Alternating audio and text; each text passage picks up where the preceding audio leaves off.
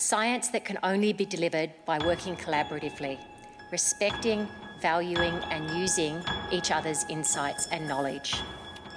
Well, it's filling those gaps, it's learning those things that actually allows us to deliver better projections of future climate.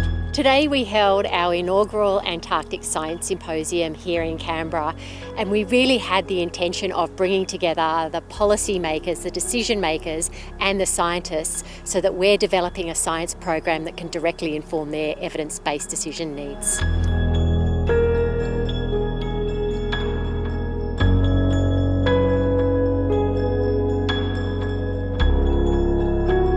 I think there'll be a shift away from putting us in small boats and putting us on the water to get close to whales. So I think through the use of drones, we can do a lot of the work remotely, flying the drone from the vessel.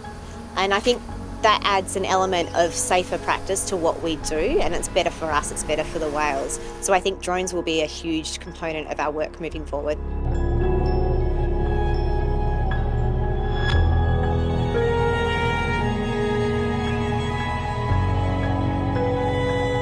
East Antarctica, the Australian Antarctic Territory, has a huge coastline. It's over 4,500 kilometres. Pretty much everything we know about marine life on the seafloor and the coast comes from just two places, Casey and Davis Station. We've never even really had a look at Mawson, where we've had a station for 50 years.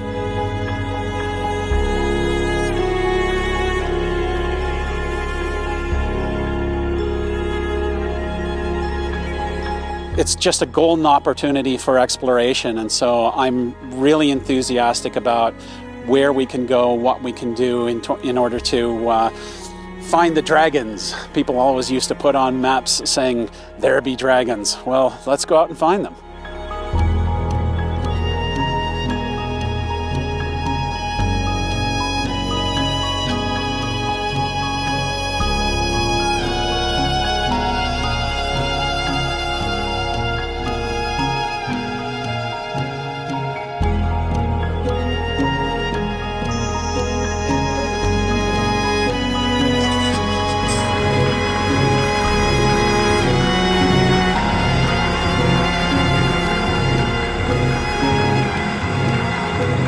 The Antarctic Climate Program is aimed at understanding the role that Antarctica plays in the global climate system. We know that this is fundamentally important, that there are crucial things to do with sea level rise, with weather and storms and climate in the southern hemisphere, for example, but there are also important gaps in our knowledge that prevent us from being able to make the best predictions and forecasts possible. So essentially it's research to understand Antarctica and climate.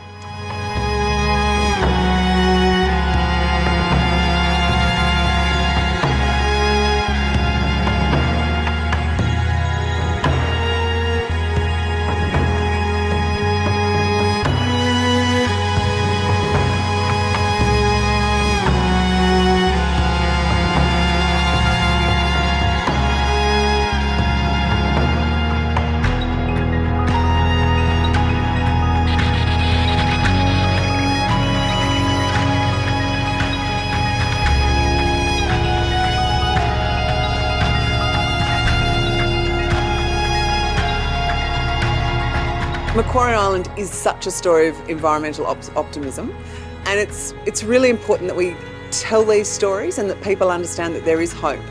And it really showcases, particularly around invasive species or feral animals, that if we put the time and effort into it, it can happen anywhere as long as there's a commitment. So in Australia we have issues with feral animals, and we can tackle those problems and we can turn back the damage, we can turn back the clock and help native species thrive and come back from the brink, I suppose.